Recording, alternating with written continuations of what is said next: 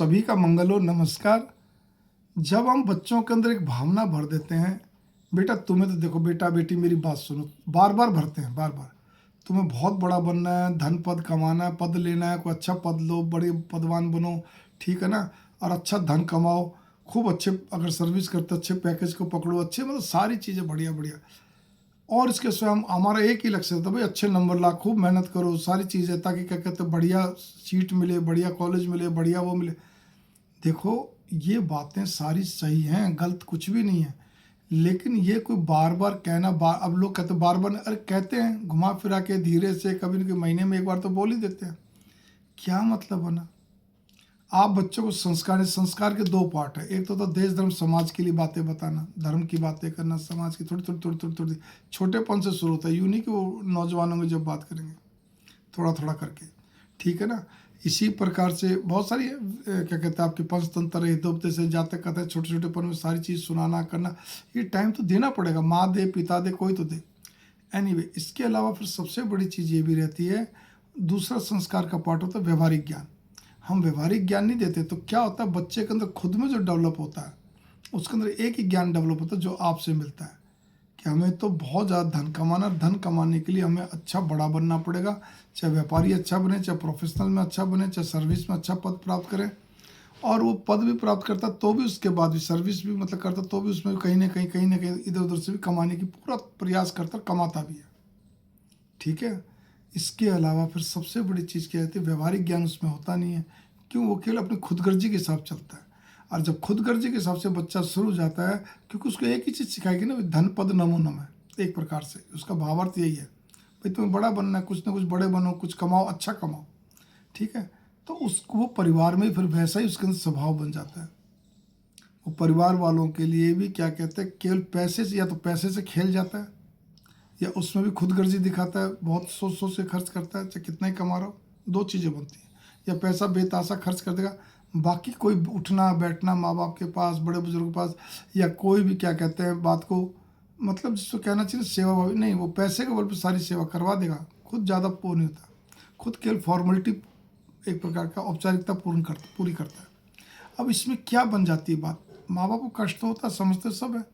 क्योंकि कई अधिकांश बच्चे तो ये करते हैं, पूरा जिद पकड़ते हैं, माँ बाप को भी सुनाए रखते हैं, माँ बाप की कमियां निकाले रखते हैं, माँ बाप को हमेशा ये मतलब ऐसी ऐसी बातें कर देंगे, वो अपनी बातों इस तरह करते हैं, माँ बाप को जलील कर देते हैं,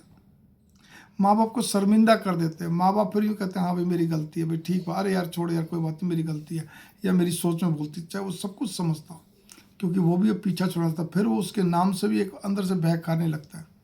कि यार अभी आके बैठेगा, फिर कोई ना कोई मेरी बात पकड़ लेगा, मेरा तो अंदाज वही है, मेरा तो स्वभाव वही है, मेरा तो ऐसे, मतलब बच्चे फिर अपना करते, क्योंकि उनको अपने धन पद का एक नशा हो जाता है, ठीक है, एक तो वो, लेकिन वो धन पद का नशा तो होता बाद में, उससे पहले भी वो अपना रूप रंग दिखाते हैं, जब वो कॉलेज के अंदर पढ़ाई कर रहे होते हैं या कॉलेज की पूर्ति कर चुके होते हैं, ठीक है ना, बैचलर होते तब भी, शादी के बाद तब भी, कुंवारे होते तब भी, शादी के बाद भी तब भी, ठीक है। सर्विस छोटी है बड़ी है, काम छोटा है बड़ा है, उससे फर्क नहीं पड़ता, वो उनका स्वभाव बन जाता है, क्योंकि उनके स्वभाव में एक ही चीज़ है, तुम्हारे पास धन है अत्यधिक, तो तुम जीत में हो, तुम संसार को जीत सकते हो, उनके एक दिमाग में बैठ जाती है, उसका तो कोई उपाय नहीं ना, जो कि उनके गलत बैठती है, लेकिन कोई उपाय नहीं। भगवान के प्रति जबकि आपको होना चाहिए, भगवान के प्रति उनको आस्थावान बनाना चाहिए, श्रद्धावान बनाना चाहिए, भगवान के प्रति दृढ़ता रखनी चाहिए, वो तो होता नहीं है आपसे, ठीक है ना, बस ठीक है तुम जो कर लो, ये कर लो, वो कर लो, करते हो तो ठीक है, ना करो ठीक है, ऐसे करके छोड़ देते हैं, ठीक है, जिसके कारण से बच्चों के अंदर वो चीज़ें नहीं आ पाती हैं जो कि उनको सोचना चाहिए, ठीक है। अपनी बाजुओं में विश्वास रखो, बाजुओं मतलब अपने कर्म पे विश्वास रखो, वो कर्म पे नहीं रखते, उनको तो इजी मनी चाहिए, बस इजी मनी किसी तरह, इजी मनी किसी तरह, उस पर वो विश्वास रखते हैं, इसके सिवाय कुछ नहीं, वो ये इनके इन प्रकार इजी मनी के चक्कर में रहते हैं।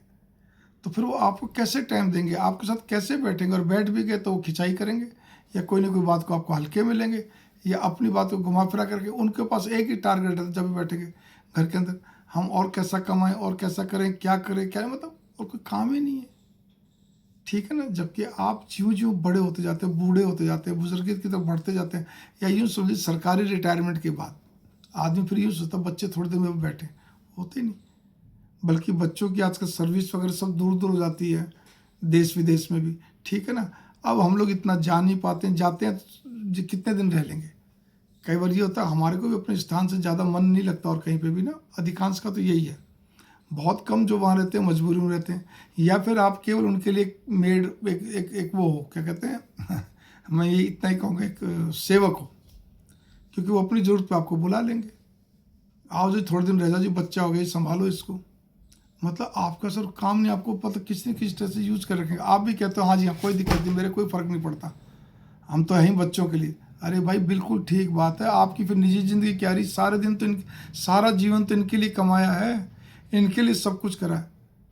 मेरे पिता ने तो मेरे बड़े बेटे को और बच्चों को साफ कह दिया, सभी को बैठा के, 2 बच्चे शादीशुदा थे, अभी तीसरा भी होनी है, ठीक है, साफ कह दिया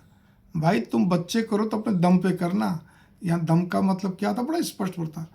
तुम ये सोचो कि दादा दादी में से कोई आ जाएगा तुम्हारे पास, कि बच्चे दूर सर्विस करते हैं, या क्या कहते हैं मम्मी पापा आ जाएंगे, कोई सा नहीं आएगा हमारे में से। तुम चाहे कहते हैं मेड रखो, कुछ भी रखो, 2 रखो, 1 रखो, जैसा भी हो तुम्हें देखना है। चाहे एक आदमी, दोनों हस्बैंड वाइफ सर्विस वाले हैं, तो चाहे एक आदमी सर्विस छोड़ो चाहे नहीं छोड़ो, वो तुम्हें देखना, हमारे में से कोई नहीं आएगा। और आज भी यकीनन करो जी, बच्चे बीमार भी होते हैं, हॉस्पिटलाइज होते हैं, हम लोग ये नहीं कि भाग भाग के जाते हैं, ठीक ना, बच्चे नज़दीक ही हैं, सर्विस करते दिल्ली गुड़गांव जैसे इतना, लेकिन नहीं, हम लोग क्या कहते हैं, एक ही चीज़ कहते हैं कि भाई किस लिए जाना, किस लिए क्या करना, आप बताओ, तुम्हें देखना है। बार बार हम क्या करेंगे आकर, बस ठीक है हेलो हाय कर लेते हैं, और क्या है। मंगल कामना नमस्कार, लेकिन व्यवहारिक ज्ञान होना जरूरी है। उनको व्यवहारिकता के अंदर के इतना ही समझ आता है, शिष्टाचारी तो होते हैं एटिकेट्स वाले, ठीक है ना, लेकिन व्यवहारिक ज्ञान के अंदर उनको खुद गर्जी आती है, मेरे किससे कितना काम है, किससे नहीं, कितना तालमेल बनाना, नहीं तो आपके किसी भी परिचित से, अच्छे परिचित से मिलने जुलने में, कुछ करने में विश्वास नहीं रखते। वो क्या, उनका एक ही कहना, आपके परिचितों में क्या धरा है, खास बात नहीं, जरूरत होगी तो उन्हीं से काम करवाएंगे आपसे कह के, क्योंकि आपको तो उन्हीं से करना है, और नहीं तो अपना अलग थलग। ये आजकल बच्चों की मेंटलिटी होती है, क्योंकि हमने उनको केवल पढ़ाई के अंदर के लिए की चीज़ है, बहुत बड़ा बनना है, बहुत पैसा कमाना है, इससे ज़्यादा हमने कुछ बताया नहीं। उसका इनडायरेक्टली अर्थ क्या रहता है, खुद गर्जी हो जाती है उनके अंदर। मंगल कामना नमस्कार, पैसे को प्रायोरिटी देते हैं, परिवार में भी, घर में भी, किसी के साथ भी। मंगल कामना नमस्कार, थोड़े को ज़्यादा समझिए।